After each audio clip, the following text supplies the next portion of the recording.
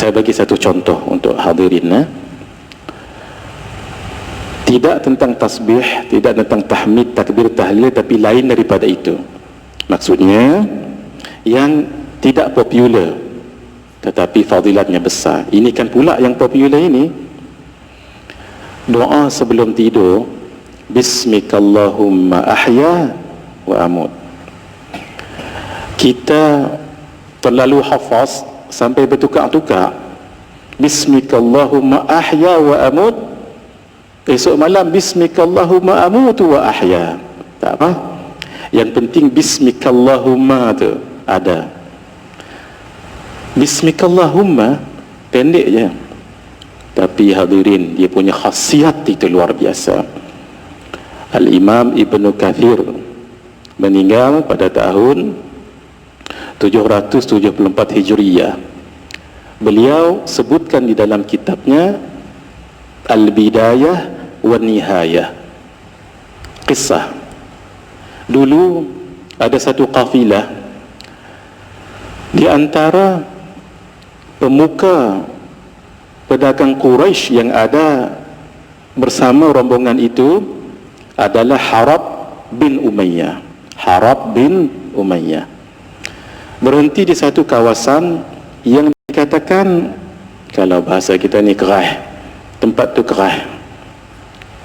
Tempat itu banyak jin. Ada seekor ular yang sebenarnya jin. Lalu sebahagian yang ada di dalam rombongan tadi bunuh ular tadi.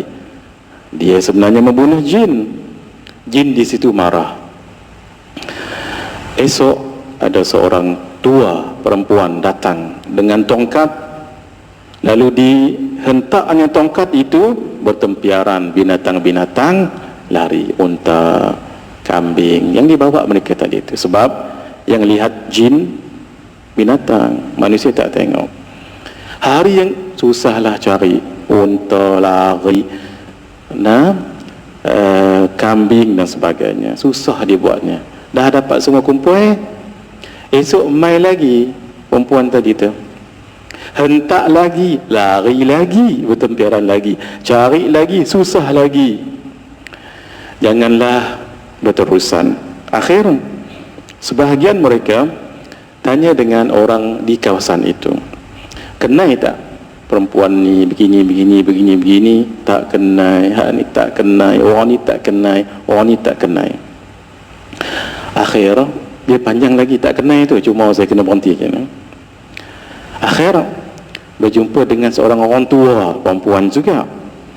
Tanya, nek, tahu tak dengan fulanah, nenek yang begini. Kata nenek tu, saya tahu. Itu sebenarnya jin yang menyerupai manusia. Kenapa nenek ini tahu itu jin? Sebab nenek ini pun jin juga. Nah, tapi yang pelik, nenek jin ini tadi bagi tahu, kalau dia datang lagi, bacakan padanya Bismikallahumma. Itu yang kita baca sebelum tidur tu. Dia akan terbakar nanti, akan mati dia. Oh, Masya Allah. Selepas ucap terima kasih dan sebagainya. Ini tak pelik. Jin mengajar sesuatu untuk mengalahkan jin, tak pelik. Sebab dalam riwayat yang lain, pernah gandum yang diletakkan di Baitul Mal setiap pagi berkurangan, sehingga Sayyidina Abu Hurairah nak tengok siapa buat kerja, tak tahu. Akhir sembunyi. Malam tu lah, tengok ada tangan terjuluk keluar, tangkap. Rupa-rupanya apa? Jin. Hang buat kerja. Esok saya akan bawa jumpa Rasulullah sallallahu alaihi wasallam. Tolong jangan bawa. Tak, hang telah ambil barang dalam ni. Tolong. Saya, kata jin, dia buat negotiate, ajar kamu satu bacaan, kalau kamu baca, jin tak mai. Jin ajar bacaan supaya jin pun takut. Nah, pelik. Apa dia? Ayatul Kursi. Ayatul Kursi.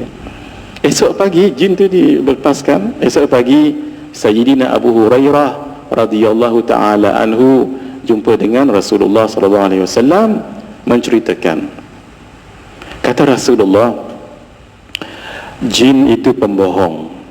Jin itu pembohong. Tapi hak diajak malam tadi betul. Jin ni pembohong, jangan tak percaya. Tapi hak diajak malam tadi betul. Tu nak cerita, memang ada jin yang betul. Walaupun dia jin tapi diajak tu betul. Sama macam tadi. Habis esok hari, sungguh nenek yang datang bawa tongkat tu datang lagi. Ketika dia datang,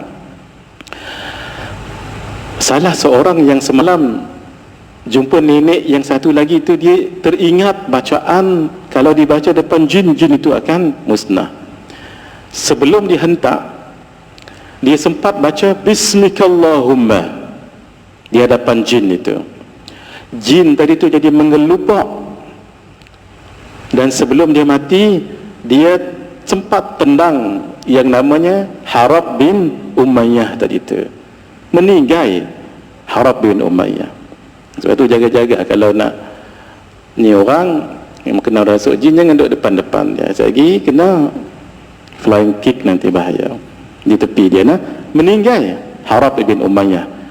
Akhir perjalanan diteruskan dan dibawa mayat Harab bin Umayyah. Tapi tak boleh dibawa berterusan sebab nanti mayatnya membusuk, maka akan jadi suasana tak selesa. Akhir mereka kuburkan Harab bin Umayyah di satu tempat yang remote, yang jauh sekali. Dikubumikan ikut cara ketika itu. Habis, lalu mereka nak beredar daripada kawasan kubur tadi itu. Tiba-tiba mereka dengar ada jin bersyair. Kemah juga jin ni bersyair. Jin ni bersyair. Dan syair ini pelik, ajaib. Sefasih macam mana pun orang itu, kalau dia baca syair jin ini jangan ditulis sebab ni syair jin. Sefasih macam mana pun, kalau dia ulang bait syair ni 3 kali ulang, mesti ada yang lekat, mesti ada yang tersasul. Sebab Masya Allah, hairan juga saya tengok cerita ni. Jin ini pandai pula. Dia bersyair, dia guna bahar rajas. Bahar rajas. Apa bunyinya? Sikit sahaja. Sebab ni malam ni, siang cerita panjang tak apa. Wa qabru harbin bimakanin faqrin wa laysa qurba qabri harbin qabru. Nah itu.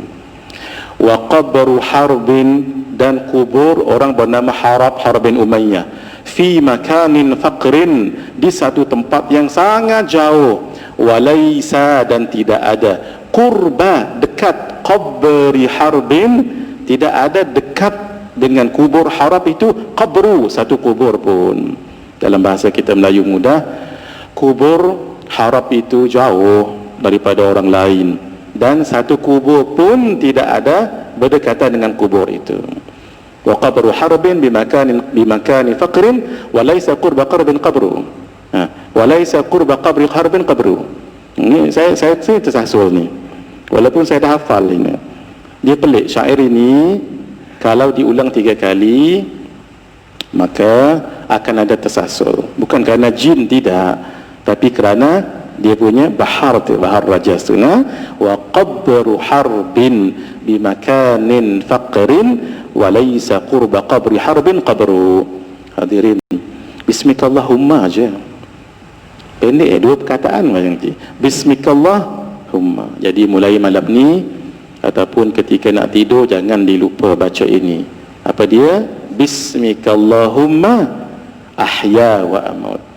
Dan kalau rasa takut-takut, rasa tidak nyaman, rasa perasaan gundah gelana, takut tempat tu keraih dan sebagainya, antara yang boleh dibaca Ayatul Kursi dan yang lain-lain, dan satu lagi Bismikallahumma. Itu baru Bismikallahumma, belum lagi tahlil, tahmid yang dah masyhur akan fadilat. Kita terus